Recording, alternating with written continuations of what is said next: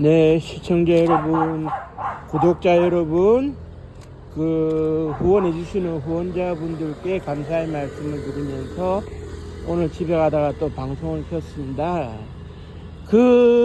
저도 이제 방송을 하는 것만큼 좀 시청률이 나왔으면 하는 바람인데, 그래도 집에 가면서 도시를 배경으로 방송을 하니까 시청률이 조금은 나은 것 같아서 집에 가다가 또 방송을 켰는데요. 오늘 주제가 미쓰야마 후미히로라는 사람의 이야기입니다. 이게 무슨 얘기냐? 이렇게 이제 보시면 될 것 같은데, 1200년대 고려 시대에 군인들이 집권을 하고 있었던 무신정권이라고 있었어요. 최초의 정중부가 난을 일으키고 대신들을 사륙하면서 허수개비 왕을 이제 옹립을 해가지고 군인들끼리 이제 권력을 좌지우지했던 무인시대가 있었는데, 이 무인시대는 최충원으로 이어져가지고 60년 최씨 무신정권까지 이어지다가 끝을 맺는데, 여기서 어떤 일이 벌어지느냐? 원나라가 침공을 해오니까 버티기는 버티는데 오래 버티지는 못해요. 그래서 이제 좀 이렇게 조공도 하고 상납도 하고 이렇게 힘들게 좀 지내는 과정에서 전혀 눈 하나 꼼짝 안 하는, 그러니까 친기즈라고 하는 칸이 세운 나라를 아무런 거들떠도 보지 않는 일본 외놈들, 막부정권 한번 혼을 내야 되겠다. 그래가지고 이제 원나라에 군대가 집결을 하고 고려군도 떠밀려서 집결을 하게 된 곳이 마산이요. 지금은 마산. 그래, 거기 몽고정이라는 우물도 있는데요. 그런데 이제 여몽연합군이 구성이 돼가지고 두 번에 걸쳐서 일본을 침략을 해 들어가는데 실패를 했어요. 해필이면은 대선박들이 지나갈 때 태풍이 불어요. 그때만 해도 태풍이 정기적으로 불어온다는 걸 아마 몰랐던 것 같습니다. 그래 이제 실패를 하고 일본은 살아나게 되는데, 막부 정권이 뭐라고 생각하느냐? 이건 신이 불어주신 바람이다. 신이 불어주신 바람 덕분에 우리가 이겼다. 이걸 일본말로 신풍, 한자로 쓰면 신풍인데 신이 불어주신 바람, 가미카제입니다. 가미카제. 그런데 이제 가미카제를 어떻게 쓰고 있느냐? 또 다르게 쓰고 있는 것이 1944년도 45년도 태평양 전쟁 때 쓰고 있어요. 그때 당시에 일본에서 이제 조직한 것이 신풍 특별 공격대라고 하는 건데요. 그때 오키나와까지 점령을 당하는 상황에서 일본이 계산기를 두들길 수 있는 상황이 아니었어요. 그러니까 이제 한 사람 한 사람의 죽음으로써 만회해 보겠다. 이게 이제 베네딕토의 이제 책에 이제 국화와 칼이라는 이제 책에 잘 드러나와 있는 일본 무사 정신이라고 해야 될까요? 죽음으로써, 자살로써 국가의 승리를 갖다 바치겠다라고 하는. 그런데 이게 계산이 어떻게 되느냐면, 그때 제로 전투기는 마구 생산되어 있었기 때문에 제로 전투기가 남아있는 것이 일본 해군 예하로 남아있고 육군 예하로 남아있던 제로 전투기가 약 4,000대였어요.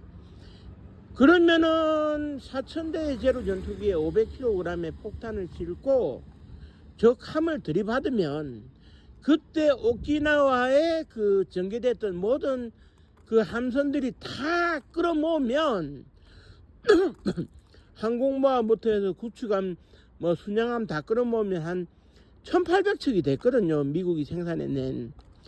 그러니까 4,000대 가지고 2대가 공격을 해서 전함 한 척을 잡아먹을 수 있으면 계산이 나오는 거 아니겠느냐. 허망한 계산이죠. 사실 이 말이 안 되는 계산인데 그런 계산을 했던 겁니다. 그래가지고 그때 당시에 일본 그 가오시마 그 지란 기지에 그 저기 소년 비행 항공학교라는 게 있었어요. 그래서 이제 그 10대 후반의 소년들, 20대 초반의 이제 청년들을 그 소모품이라고 그래가지고 그 소위 그 제로 전투기 한 대에 태워가지고 목숨을 허비하게 하고 낭비하게 하는.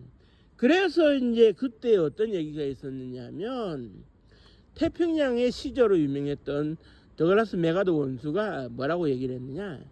내가 일본을 점령하게 되면 제일 처음으로 이따위 저 군사 전략을 쓰는 최고 책임자를 한번 만나보고 싶다 그랬어요.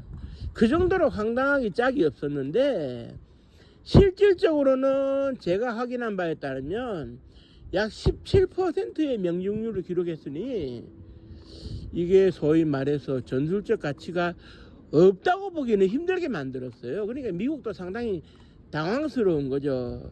그런데 이제 그 제로 전투기라고 하는 것이 마하의 속도로 요즘 날아가는 전투기하고 다르다 보니까 6개월만 전투기 조종을 배우게 되면 날아가가지고 처박힐 수 있을 정도는 배웁니다. 배우는 데다가 실질적으로 이제 그 6개월을 배워서 이제 제로 전투기에 태우는데 마지막에 이제 그 저기 각종 그 동영상에서 나오다시피 그런 그 뭐냐 했을 때 그런 그 일본의 왕이 마지막에 이제 한 잔 내린다는 술 한 잔 마시고 담배 한 대 푸고 그리고 이제 그 제로 전투기에 타는데요. 그 일본의 그 유명한 최고의 그룹이죠. 신문사도 경영하고 있고 야구단도 경영하고 있는 요미우리 그룹의 회장이 그때 그 소년병으로 징집됐다가 이제 그 자기가 이제 제로 전투기를 탈 날을 기다리고 있다가 이제 종전을 맞았다고 이제 그랬는데 그분이 생생한 증언을 했듯이 구타가 이제 그 다반사 됐어요. 구타미 가혹행위가. 왜냐하면 서로 안 탈라 그러니까. 내가 죽기 싫어서 서로 안 탈라 그러니까 억지로 집어넣어야 되는 거 아니겠습니까? 그리고 억지로 집어넣은 다음에는 어떻게 하느냐. 그 제로 전투기 그 조종관에 손을 묶어가지고 어떻게 하지도 못하게 했어요. 그리고 이제 그 지란 특별 기지 그에 이제 그 출격을 해서 이륙을 해서 약 3시간 정도 오키나와까지 날아간 다음에 들이받을 수 있을 정도의 연료만 주는데 물론 살아 돌아오는 경우가 있긴 있었어요. 겁이 나서 돌아오는 경우가 있었는데 뭐 겁이 나서 돌아왔다고 해도 다시 또 내보낼 뿐만 아니라 난 못 가겠다 하면 총살을 시켜버리는데 그리고 이제 그 자기가 살기 위해서 그 소위 들이받지 않고 그 근처 함정 근처에 바다에 착수해가지고 살려주세요 하는 경우도 극히 드물지만 있었다고 그럽니다. 물론 뭐 일본 사회가 그 종전 이후에 그렇게 살아남은 사람들을 배신자 취급하고 그런 그 하층 계급으로 취급해버리고 말았어요. 국가에 대한 충성심이 없다 이런 이유로 지 살기 위해서 도망갔다 뭐 그런 식으로. 그런데 이제 그 여기서 이제 미스야마 후미로라는 사람의 얘기가 왜 나오느냐면 그때 당시에 그 작전을 상당히 신성하게 여겨가지고 일본인들을 차출을 해서 들이받고 또 들이받았는데 그래도 그 파일럿들이 모자랄 수 있으니까 대만인, 중국인, 조선인들을 많이 데리고 왔어요. 그래 이제 어릴 때 비행기를 그 모는 게 꿈이었던 17살 박동훈의 경우에는 자진해서 이제 그 비행기를 타러 갔었고 그 외에 조선에서는 뭐가 있었냐면 오늘날의 그 플라스틱 모형이라 그래가지고 프라모델이라고 불리울 수 있는 장난감들이 많았는데 그 장난감들을 나눠줬어요. 아이고 그 돈이 얼만데 그 장난감들을 나눠주냐 하겠지만 나무로 만든 그 조립식 장난감이었는데 조립하면 그게 이제 비행기가 되는 거고 쉽게 말해서 제로 전투기 모형을 나눠준 겁니다. 그래서 그 말도 안 되지만 가미카제의 꿈을 키우라고 그렇게 끌고 갔는데 이제 제가 확인한 바에 따르면 제일 어린 나이에 끌고 갔던 사람이 그때 당시에 이제 그 제가 자료를 확인했었는데 봉내 초등학교 6학년 그러니까 지금의 부산광역시 중구 영주동 위치한 봉내 초등학교 6학년의 반장이었던 학생을 끌고 간 사례까지 제가 확인을 했어요. 그 정도로 막판에 무차별적이었는데 여기서 어떻게 되느냐 미쓰야마 후미로가 24살 정도 됐는데 안 가면 아버지 사업을 망가뜨리겠다 하니까는 뭐 할 수 없이 이제 갔죠. 갔고 5월달에 지랑기지를 출발해가지고 적하면 들이받는다고 했습니다만은 실패를 했어요. 그건 뭐 성공 확률이 거의 떨어지니까. 그리고 난 다음에 이제 2계급 특진으로 소위에서 대위로 이제 이제 죽어서 계급에 축소가 되고 야스쿠니 신사에 묻히게 되는데요. 요 과정에서 제가 드리고 싶은 얘기가 뭐냐면 미쓰야마 후미로가 이제 출격 전날 야 내일 드디어 출국이고 나는 이제 죽는다. 그럼 잠이 안 오잖아요. 그래 인근에 도미야 식당이라고 군인 식당이 있었는데 여간도 개방하고 있었는데 거기서 이제 대기를 하고 있다가 그 도미야 식당과 여관을 운영하는 아주머니한테 마지막 인사를 하러 갔어요. 그래 이제 그 아주머니가 술이라도 한잔 하라고 하니까 술을 몇 잔 마셨는데 그 아주머니한테 얘기를 하는 겁니다. 제가 마지막으로 노래 한 곡을 이제 불러드리겠다. 오늘 밤은 저희 일본 말로 사이고데스 이제 끝나는 날이니까 노래 한 곡을 불러드리고 가겠다. 그래서 이제 그 기가사테 우다사이 해가지고 이제 들려주세요. 들어보겠습니다. 그래가지고 일본 군인들이 이제 술을 마시면서 이제 허망함을 달래고 있는 그 와중에 이제 노래를 부르는데 어떤 노래를 부르느냐? 아리랑 아리랑 아라리요 아리랑 고개를 넘어간다 나를 버리고 가시는 님은 심리도 못 가서 발병 난다. 아리랑을 부르고 있었던 겁니다. 그래 아리랑은 그때 당시에 어느 정도 알려져 있었기 때문에 일본 사람들 군인들이 깜짝 놀라 쳐다보는데 이 사람이 결국 누구냐?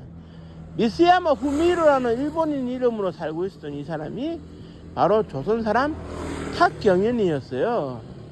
그래서 탁경연이라는 사람은 마지막 순간에 아리랑을 이제 부르고 전날 밤에 부르는 이걸 통해 가지고 소위 그런 탁경연의 홀로 아리랑을 연출한 겁니다.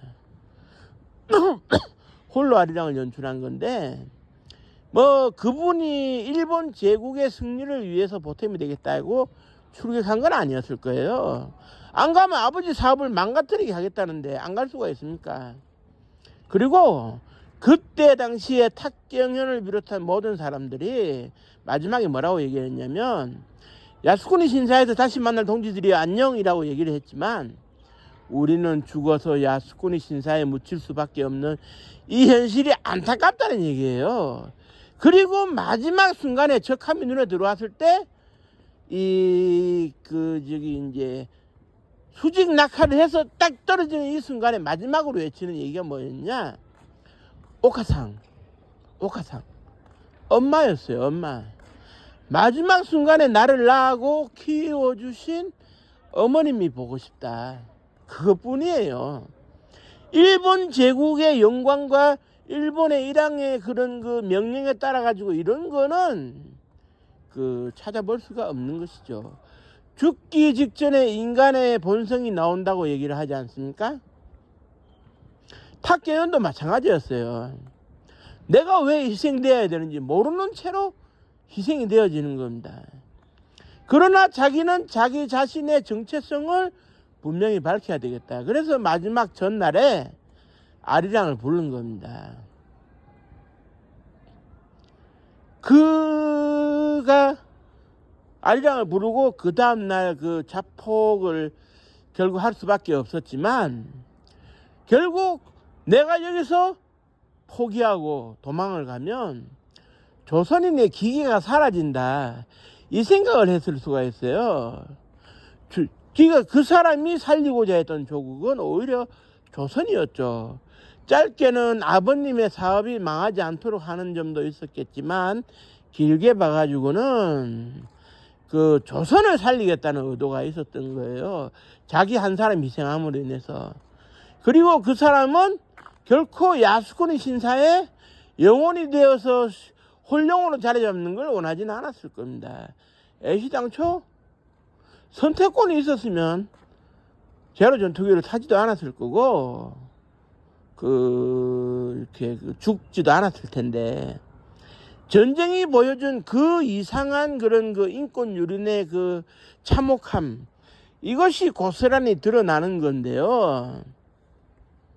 결국 이게 어떤 식이냐 하면은 요즘 우리가 이제 먹방이 하도 유행이니까 먹방 그 자체를 발음 그대로 영어 단어가 옥스퍼드 사전에 실리다시피 그때 당시에 가미카제라는 발음 그대로의 일본 영어 스펠링이 실리게 되는 거예요. 옥스퍼드 대사전에. 이게 참 참담한 거죠. 이 전쟁의 유래를 찾아볼 수 없는, 오늘날에 이런 말도 안 되는 꿈을 꾸는 북한도 있겠습니다. AN2기에 폭탄을 실어가지고 자폭하겠다는 그런 훈련을 배운다고는 하는데요. 전쟁이 나면 군인은 소모품일 수밖에 없지만 이래서는 안 됩니다. 이성과 상식을 가지고 전쟁을 해야지. 전쟁을 하더라도 무절제하게 말이지 조국의 충성을 강요하고 가서 죽어라, 이게 말이 됩니까? 나부터 도망치겠어요, 그런 상황에서는. 그래 이제 탁경현 씨의 그런 아리랑의 그런 얽힌 죽음이 잘 알려지지는 않았는데요. 제가 그분을 한번 또 조명할 기회가 있어야 되겠다 해서 오늘 방송을 이제 했고요. 그분에 대해서 언젠가 다시 이제 얘기할 기회가 있다면 하겠습니다만은, 그 전에 이제 혹시 탁경현 선생에 대해서 궁금하신 게 있다면 KBS의 다큐멘터리 역사 스페셜에 이제 한 편이 제작되어 있는 게 있으니까 유튜브에서 한번 확인해 보시기 바라고요. 오늘 날씨가 추운데 요즘 꽃샘추위로 좀 이제 고생이 많으시죠? 꽃샘추위에 감기 조심하시고요. 저는 이것으로 이제 방송을 마치도록 하겠습니다. 시청자 여러분, 구독자 여러분, 후원해 주시는 후원자 여러분 감사의 말씀드리면서 방송을 마치겠습니다. 고맙습니다.